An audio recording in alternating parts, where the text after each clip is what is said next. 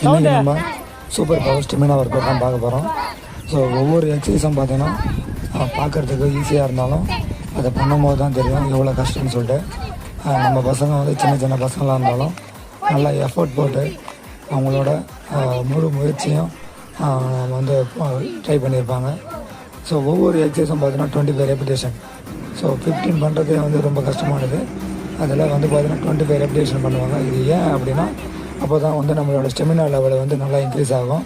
So அதுக்காக தான் நம்ம எந்த ஒரு எக்ஸசைஸ் பண்ணாலுமே நம்ம வந்து ப்ராப்பராக பண்ணணும். இந்த ப்ராப்பர்ன்றது என்னென்னா நம்ம வந்து போன உடனே நம்ம வந்து கரெக்டாக பண்ண முடியாது.